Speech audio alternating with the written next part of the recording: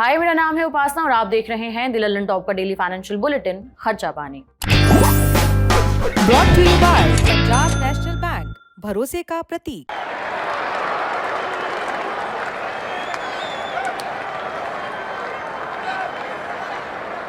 हर साल 2 लाख से भी ज्यादा नौकरियां देने वाले भारत के आईटी सेक्टर पर इन दिनों बड़ा खतरा मंडरा रहा है।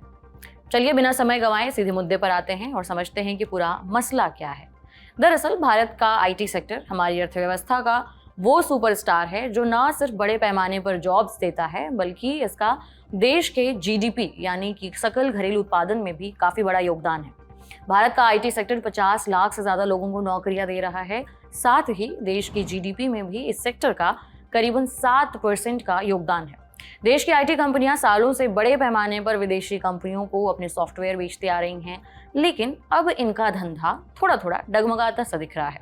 इकोनॉमिक टाइम्स की एक ताज़ा रिपोर्ट के मुताबिक अमेरिका में मंदी की आशंका और राष्ट्रपति डोनाल्ड ट्रंप की विदेशी सामानों पर टैरिफ लगाने के फैसलों से भारत की आईटी कंपनियों की ग्रोथ पर असर पड़ सकता है। रिपोर्ट में कहा गया है कि भारत का आउटसोर्सिंग उद्योग करीबन 280 अरब डॉलर रुपए में कन्वर्ट करने के बाद करीबन 24 लाख करोड़ रुपए का है, लेकिन अमेरिका में संभावित मंदी और ट्रंप की टैरिफ पॉलिसी से इसकी ग्रोथ को लेकर लगातार चिंता बढ़ रही है। अब आप सोच रहे होंगे कि अमेरिका में मंदी से हमारी आईटी कंपनियों का क्या लेना देना, तो इसे भी जान लेते हैं। अमेरिका हमारा सबसे बड़ा क्लाइंट है। आईटी सर्विसेज का 60 से 70% माल या सर्विसेज वहीं जाती हैं। साथ ही भारत की आईटी कंपनियों की कमाई का 50% से ज्यादा हिस्सा अमेरिकी बाजार से आता है। लेकिन अब वहां की पॉलिसी में उथल पुथल, ट्रंप के टैरिफ वाले तेवर और मैक्रो इकोनॉमिक फैक्टर्स ने ऐसा माहौल बना दिया है कि अमेरिकी कंपनियां सोच में पड़ गई हैं कि खर्च करें या ना करें।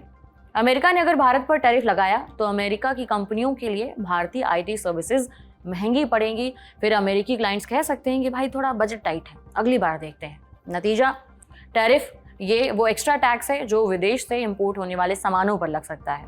अमेरिकी राष्ट्रपति डोनाल्ड ट्रंप ने जब से अमेरिका की सत्ता संभाली है तब से अब बार बार रेसिप्रोकल टैरिफ लगाने की बात सुन चुके होंगे।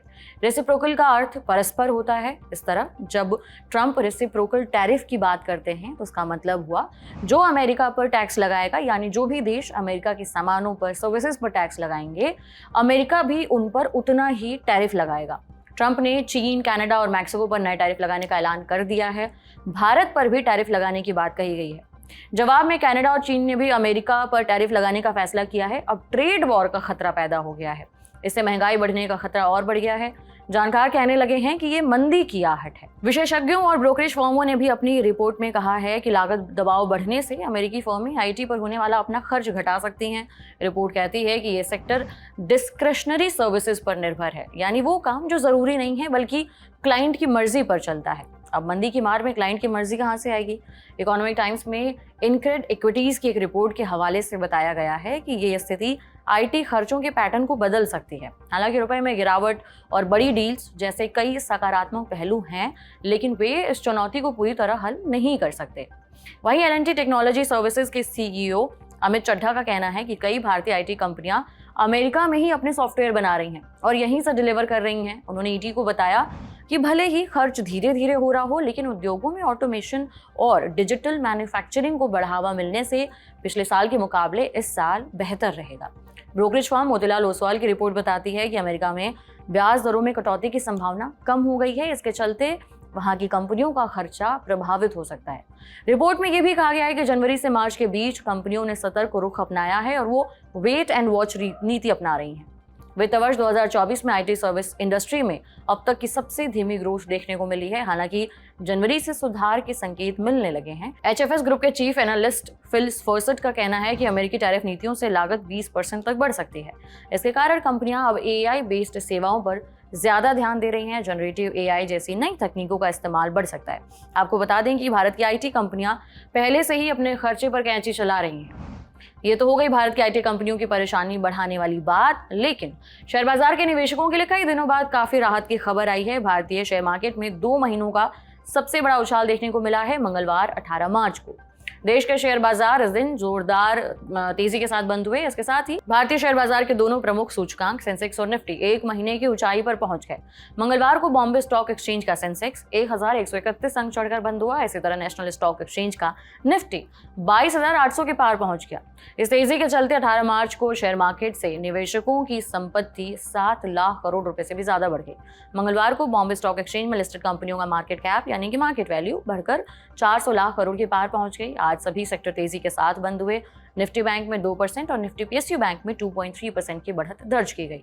बाजार में आज इस कदर तेजी दिखी कि कई महीनों से गिरावट की मार झेलने वाले बीएसई मिड कैप और स्मॉल कैप इंडेक्स भी 3% तक की तेजी के साथ बंद हुए। सेंसेक्स में शामिल 30 में से आज 26 शेयर तेजी के साथ बंद हुए। सबसे ज्यादा फायदे में रहने वाले शेयरों की बात करें तो जोमेटो के शेयर 7% के आसपास उछल गए। इसी तरह आईसीआईसीआई बैंक और Mahindra and Mahindra, Tata Motors, Larsen and Toubro, इनके भी शेयरों में 3% तक के आसपास की तेजी देखने को मिली।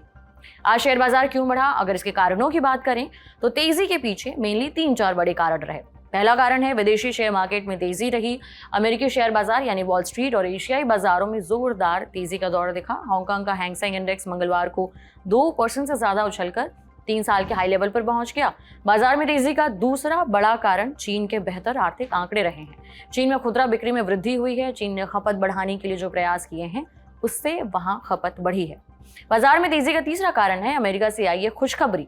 दरअसल फरवरी में अमेरिकी रिटेल सेल्स में उछाल आने के बाद निवेशकों का जो सेंटिमेंट है उसमें सुधार हुआ। इसके अलावा भारत के शेयर बाजारों में मजबूती देने वाला जो चौथा कारण था वो है कमजोर होता अमेरिकी डॉलर।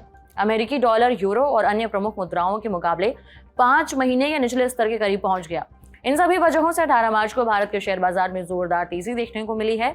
सोमवार 17 मार्च को सेंसेक्स 341 अंक चढ़कर 74,170 के आसपास पर बंद हुआ था। शेयर बाजार में भले ही अब ऐसा लग रहा हो कि तेजी लौटने लगी है, लेकिन म्यूचुअल फंड में एसआईपी करने वाले निवेशक अब इससे दूरी बनाते दिखाई दे रहे हैं। फरवरी में म्यूचुअल फंड एसआईपी स्टॉपेज का जो अनुपात है वो बढ़कर 122.76% हो गया, यानी करीब 123%।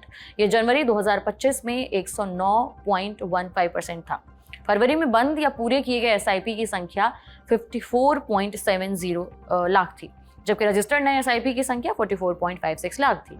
एसआईपी यानी कि सिस्टमैटिक इन्वेस्टमेंट प्लान, जब निवेशक एक मुश्त निवेश करने के बजाय थोड़ा थोड़ा करके निवेश करना चाहते हैं तो एसआईपी का तरीका चुनते हैं। आप एसआईपी के जरिए हर महीने 3 महीने के कैप पे म्यूचुअल फंड में निवेश कर सकते हैं।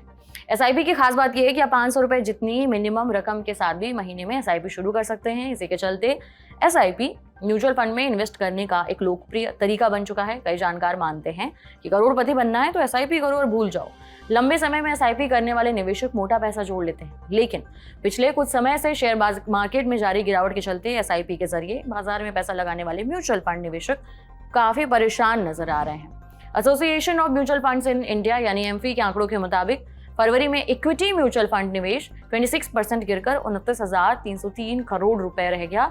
इसी साल जनवरी में यह आंकड़ा 39,687 करोड़ रुपए था। इसके अलावा डेट म्यूचुअल फंड से निवेशकों ने रिकॉर्ड पैसा निकाला है। इस दौरान निवेशकों ने डेट म्यूचुअल फंड से 6,525 करोड़ रुपए निकाले हैं। बहरहाल आज के बुलेटिन में इतना ही। इसे लिखा था हमारे साथी प्रदीप यादव ने। आप अपनी राय हमें कमेंट बॉक्स में जरूर दें। अगले एपिसोड तक अपना और अपनों का ख्याल रखें। बाकी देखते रहिए द लंदन टॉक। शुक्रिया।